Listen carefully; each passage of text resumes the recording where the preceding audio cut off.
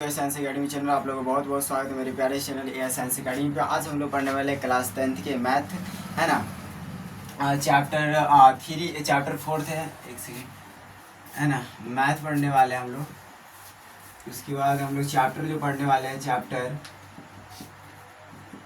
4 पढ़ने वाले हैं। एक्सरसाइज हम लोग देख रहे हैं अभी एक्सरसाइज सॉल्व कर रहे हैं। एक्सरसाइज हम लोग देखने वाले हैं, यहाँ से देखिए 4.3 कितना देखने वाले, एक्सरसाइज 4.3 को कवर करने वाले। चलिए 4.3 में हम लोग क्वेश्चन नंबर 3 के रोमन संख्या फर्स्ट को देखने वाले, ठीक है।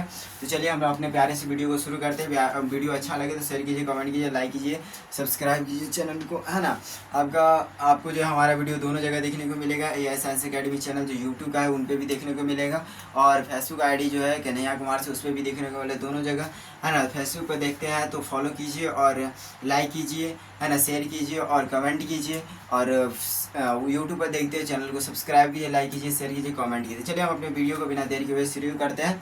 देखिए क्वेश्चन क्या कह रहा है, निम्न समीकरणों के मूल्य ज्ञात करिए। जो नीचे में समीकरण कुछ दर्शाया गया है उसका मूल्य ज्ञात करना, यानी कि x का मान ज्ञात करना है। यहाँ पे डायरेक्ट बोल दिया क्या ज्ञात करने के लिए, मूल्य। तो मूल्य ज्ञात करने के लिए हम लोग 3 विधि सीखे हुए हैं।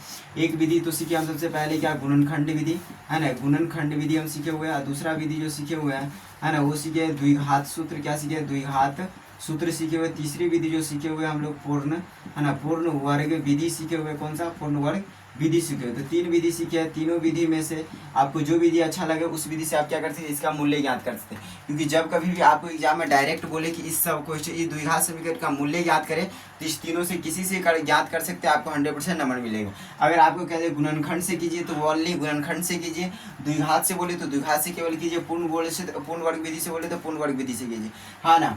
अगर आप देखिए गुणनखंड से बोले तो द्विघात से कीजिएगा तो आंसर ही मिलेगा, नंबर नहीं मिलेगा। द्विघात से बोले गुणनखंड से कीजिएगा तो, है ना, तो नंबर नहीं मिलेगा। अगर पूर्ण सीखिए, पूर्ण वर्ग से किया, द्विघात पूर्ण वर्ग बोल रहा है, पूर्ण वर्ग से करने के लिए द्विघात से कर दिए तो नहीं मिलेगा, है ना। इसीलिए थोड़ा सा सोच समझ के करना। आपको जिस विधि से बोले उस विधि से करना, या डायरेक्ट बोले मूल्य ज्ञात करेंगे तो तीनों से किसी से कर सकते। चलिए हम अपने वीडियो को आगे बढ़ाते हैं। यहाँ पे बोला है डायरेक्ट क्या बोले ज्ञात करने के लिए मूल्य ज्ञात करेंगे। तीनों विधि में से किसी एक विधि को किसी एक विधि से हम लोग क्या करेंगे, मूल्य ज्ञात करेंगे, यानी कि x का मान ज्ञात कर लेंगे, है ना। उसके पहले हम लोग क्वेश्चन को थोड़ा सा देखते हैं। तो क्वेश्चन जो है समीकरण तो है, और ये समीकरण जो है ना यानी कि द्विघात समीकरण के मानक रूप में नहीं दिख रहे हैं। द्विघात समीकरण का मानक रूप जो है a² + bx + c = 0, ये है मानक रूप। और इस रूप ये वाला जो है इस रूप में नहीं दिख रहा है, तो हम लोग सबसे पहले क्या करते हैं, इस क्वेश्चन को इस रूप में लाते हैं, फिर इसका मूल्य ज्ञात करेंगे। चलिए करते हैं। यहाँ पे सबसे पहले हम लोग लिखेंगे सॉल्यूशन, है ना। तो लिख दिया हम लोग क्या, सॉल्यूशन। उसके बाद लिखे x - 1/x बराबर हो गया 3, नहीं कुछ बटा में 1 दीजिए। अब देखिए नीचे, अब यहाँ से सॉल्व कैसे करेंगे, तो हम सबसे पहले इधर बटा के घटाव करते, 1 और x का लॉस करेंगे, हो जाए x, 1 को x से भाग देंगे, आएगा x को गुना करेंगे x², माइनस का माइनस, x को x से भाग देंगे, कितना आएगा हमारा 1 आएगा, और 1 को 1 से गुना करेंगे, फिर क्या आएगा हमारा 1 आएगा, बराबर का 3 दे दिया, ठीक है। अब देखिए यहाँ पे x², ये माइनस का 1 है, तो इसमें से क्या हुआ, घट नहीं सकता है क्योंकि ये चर वाला है, ये चर वाला है, ठीक है। और यहाँ से हम लोग काट भी नहीं सकते क्योंकि ये दोनों के लिए, ठीक है। तो यहाँ से नहीं कुछ होगा आगे, तो प्रोसेस क्या करते हैं, क्रॉस गुना। तो x² - 1 को हम लोग किससे गुना करेंगे, 1 से गुना करेंगे, और x को हम लोग 3 से गुना करेंगे, ठीक है। 1 से ही सबको गुना करेंगे, उतना ही आ जाएगा, x² - 1, है ना, बराबर में x को 3 से करेंगे, 3x आ गया, ठीक है। मानक रूप में देखिए बराबर के RHS पार्ट में जो है सिर्फ 0 है ना, तो हम उधर 0 रखेंगे, बाकी सबको इधर ले जाए, x², है ना। यहाँ पे हम लोग सेपरेट करके ही लिख लेते हैं, तो मतलब कि सही ढंग से मानक रूप में। तो पहले क्या है, ये x वाला है तो इसको लिखिए, है ना, तो इधर प्लस इधर आएगा तो माइनस हो जाएगा, -3x, इधर माइनस का 1, तो माइनस का 1 बराबर में 0। तो ये हो गया अब हमारे मानक रूप में, यानी द्विघात समीकरण के मानक रूप में आ गया है क्वेश्चन, ठीक है। अब यहाँ से हम लोग को मूल्य विधि, जो मूल्य निकालेंगे, 3 विधि है, तीनों में से किसी से आप लोग क्या कर सकते हैं, ज्ञात कर सकते हैं। तो अभी इसको हम लोग निकालेंगे किससे, द्विघात सूत्र से। किससे निकालेंगे हम लोग, द्विघात सूत्र से। यहाँ पे लिखेंगे हम लोग अब, है ना, यहाँ फिर से लिख दीजिए, आपकी पता चल जाएगा द्विघात सूत्र से, क्योंकि हम लोग कौन सी विधि से अब निकालेंगे, द्विघात सूत्र विधि से इसका हम लोग मूल्य ज्ञात करेंगे, ठीक है। तो चलिए लिखते हैं हम सब यहाँ पे फिर से इसको x² - 3x, अब क्या है यहाँ पे माइनस का 1 बराबर में 0। फिर द्विघात सूत्र में पहला स्टेप क्या लिखते हैं हम लोग यहाँ, फिर लिखते हैं a का मान कितना है, x² का गुणक तो 1 है, 1 लिखिए। b का मान क्या है, x का गुणक -3 है, c हो गया अचर, -1 हो गया। फिर हम लोग क्या लिखेंगे, हम जानते हैं, क्या लिखेंगे हम लोग, हम जानते हैं, क्या लिखेंगे हम लोग, हम जानते हैं कि, हम जानते हैं कि अब देखिए आप क्या जानते हैं तो ध्यान से देखिए, हम लोग द्विघात सूत्र का फॉर्मूला देखे हुए थे, दो फॉर्मूला। यहाँ पे देखिए डी बराबर जो एक है, यहाँ पे देखिए मूल्य यानी कि मूल्य बराबर क्या है, तो मूल्य यानी कि एक्स बराबर क्या फॉर्मूला, तो एक है minus b plus minus root under b square minus 4ac है ना, एक दिया है, फिर बटा में 2a दिया है। दूसरा फॉर्मूला इसी का minus b plus minus root under D बटा में 2a दिया। देखिए दोनों फॉर्मूला सेम ही है, बस यहाँ पे ये अंतर है कि यहाँ पे देखिए बी स्क्वायर माइनस 4ac यहाँ पर मान रख के ही निकालना पड़ेगा इसका मान, और यहाँ पे हम लोग पहले से डी ज्ञात कर दिया, डायरेक्ट डी का मान रखिए यहाँ से निकल जाएगा। ठीक है, तो हम लोग जी यूज करेंगे फॉर्मूला ये वाला लेंगे अभी। ठीक है, तो उसके पहले हम लोग डी निकालना पड़ेगा, तो डी निकालें, डी बराबर होता है formula B square minus 4ac है ना। बी का मान कितना है यहाँ पे -3 का स्क्वायर हो जाएगा -4 गुने ए का मान कितना है 1 और सी का मान कितना है -1।